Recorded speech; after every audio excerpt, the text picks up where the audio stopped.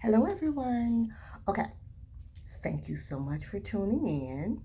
And before I read today's story, I would like to say thank you to Eileen Spinelli, who is the author of our book, Paul Yalowitz, who is the illustrator, and Simon and Schuster, our publisher. Today's story is really one that we can learn from, not just during this time, but really during every day of the year. Somebody loves you, Mr. Hatch. Remember, this is our cover page. Yes.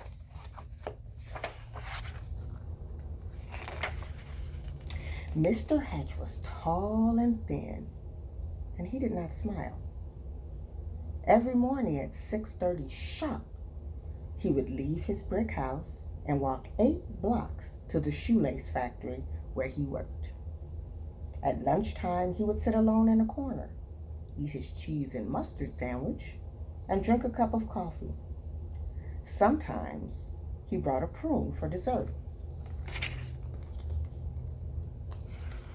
Take a look at Mr. Hatch's face. How do you think he feels? Yeah, I'd probably feel pretty sad too. After work, he would make 2 stops at the newsstand to get the paper, and at the grocery store to buy a fresh turkey wing for his supper. After supper, he read the paper, took a shower, and went to bed early. He keeps to himself. That is what everyone said about Mr. Hatch.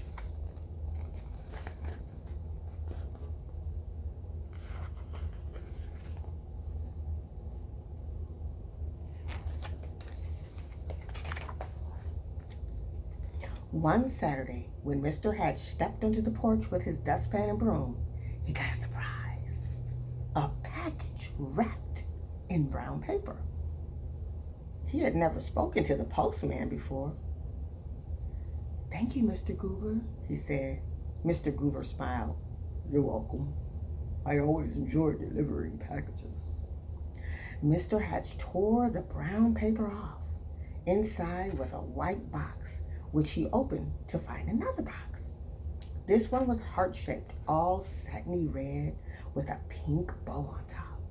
It was filled with candy. Something fluttered to the porch. It was a little white card. He picked it up. It said, "Somebody loves you." Only then did he remember that this was Valentine's Day. Oh my goodness. It must have felt so wonderful for him to receive this package. How would you feel? Mr. Hatch wondered and wondered. Now, who would send this to me? He was all alone. He had no friends, and yet someone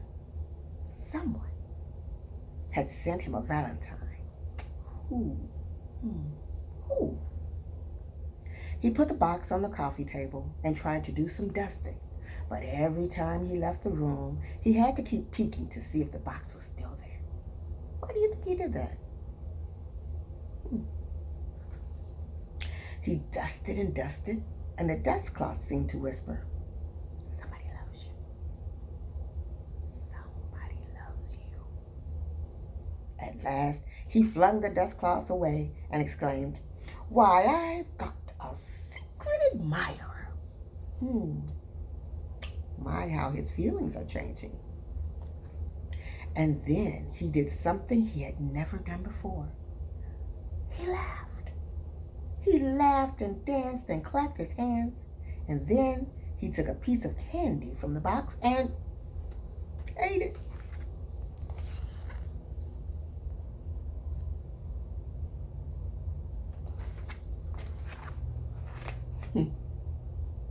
How do you think he's feeling right now as he places that candy on his tongue?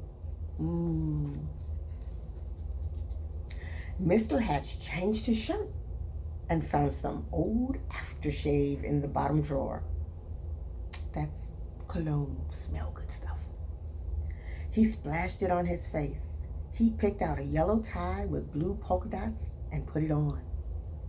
And then he went for a walk. Maybe, he thought, I will meet the person who sent me the candy. Of course, no one had ever seen Mr. Hatch wearing a tie or smelling of aftershave or smiling. So he got a lot of attention. Mrs. Weed tripped over her dog. Excuse me. Mr. Dunwoody nearly fell off his ladder. And little Tina Finn spilled all the toys off of her wagon. Mr. Hatch waved hello to all of them. Why do you think the people out in his neighborhood are so surprised at what they see? On Monday, it was back to work. At lunchtime, Mr. Hatch sat in the middle of the cafeteria. He spoke to everyone and passed out chocolates from his heart box. Are the people changing, or is Mr. Hatch changing? On the way home, as usual, he stopped at the newsstand. Mr. Smith handed him the usual paper. I think I'll have a pack of mints, said Mr. Hatch. Not as usual. Mr. Smith was shocked. Was that you speaking, Mr. Hatch? Indeed it was, said Mr. Hatch. I said I would also like a pack of mints. And if you don't mind me saying so, Mr. Smith, you don't look very well today. Mr. Smith recovered from his shock to reply, You're right. I don't feel very well. I have a cold. I was supposed to go to the doctor's this afternoon, but the stand has been so busy, I haven't had the time. Mr. Hatch smiled. Why, I'd be happy to watch the stand for you while you go. Mr. Smith could hardly believe his ears. You would? Certainly. Just show me what to do. And so, Mr. Hatch ran the newspaper stand for an hour. He wondered if any of the women who stopped to buy a paper or a magazine or a candy bar had sent him the mysterious Valentine.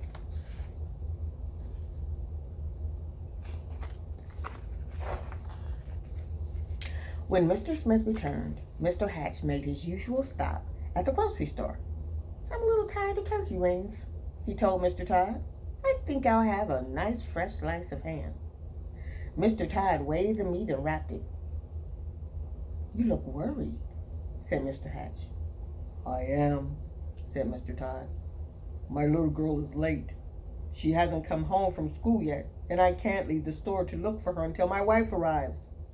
Goodness, why didn't you say so? Said Mr. Hatch. I will go look for her. And so he walked to school and found little Melanie Todd by the swings and brought her home. Thank you, said the grocer. Any time, said Mr. Hatch.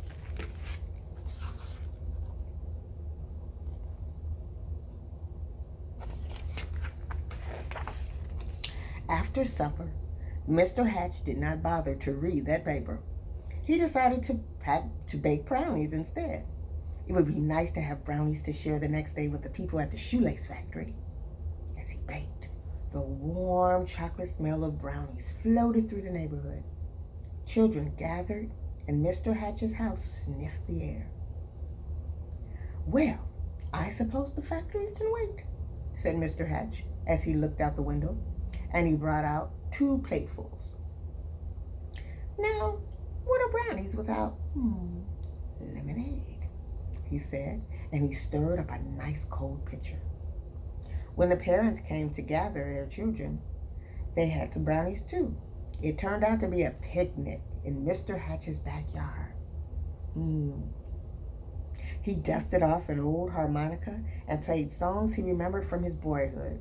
Everyone danced. My goodness, look at all the joy you see Look at the faces of the people. How have the faces changed from the beginning of the story until now? And so the days and weeks went by.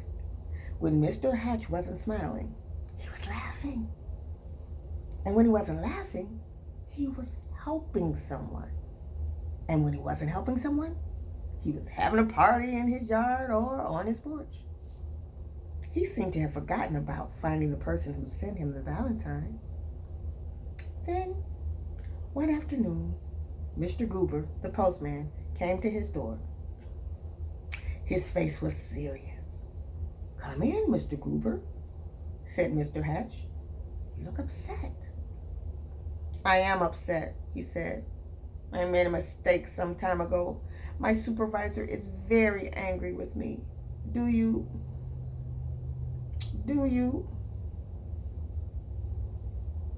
What do you think he's going to say? What's the question he's going to ask? Let's find out. "Yes, Mr. Goober, what is it? Do you recall the package I delivered to you on Valentine's Day? I think it was."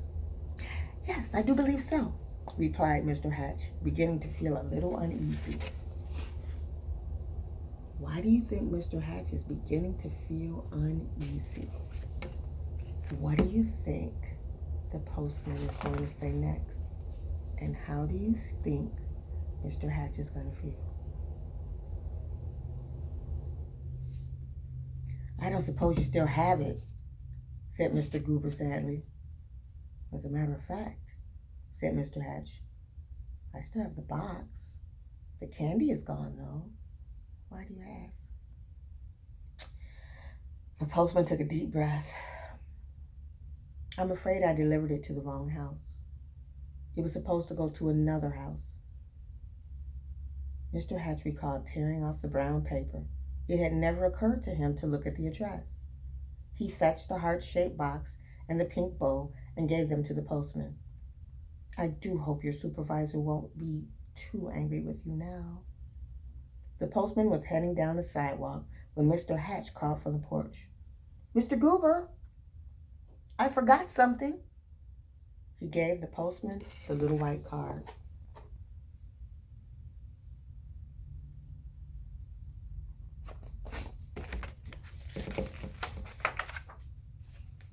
Alone in his living room, Mr. Hatch sighed.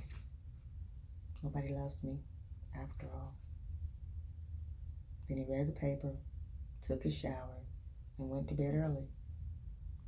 The next morning at 6:30 sharp, Mr. Hatch left his brick house and walked 8 blocks to the shoelace factory. At lunchtime, what do you think he did? He sat in the corner by himself, ate his cheese and mustard sandwich, and drank a cup of coffee.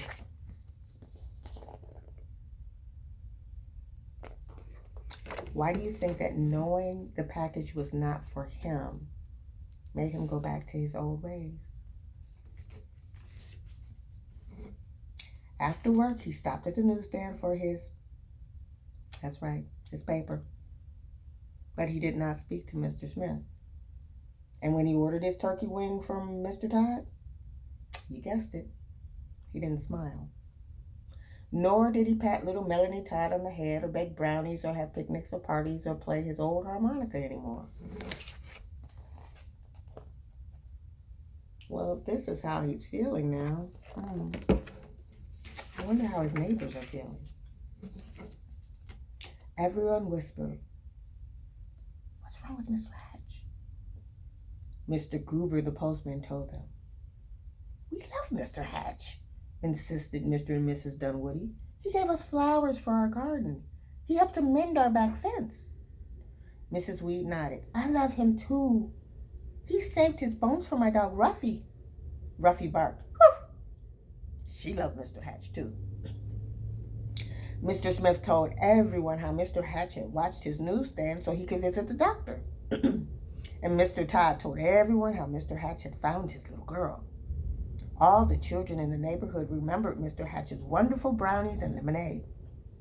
And most of all, his laughter. "Poor Mr. Hatch," they said. What can we do? Then Mr. Goober announced, I have an idea.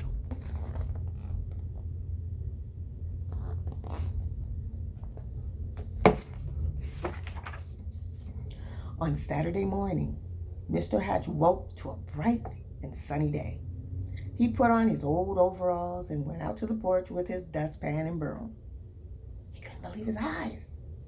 All over the porch were red and white hearts and pink bows. There were boxes of candy on the chairs and yellow streamers flowing from the ceiling. And sticking up out of his mailbox was a shiny silver harmonica. Who do you think did all that? The front yard was filled with people. Happy, smiling people. They were holding up a huge sign with hand-painted letters. It said, Everybody loves Mr. Hatch.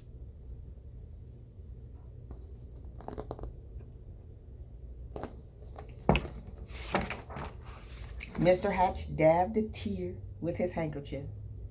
I do believe, he sniffed, somebody loves me after all. And then he smiled. And then he laughed. And then he hurried down to be with his friends. Tell me what lesson you learned from Somebody Loves You, Mr. Hatch. Thank you.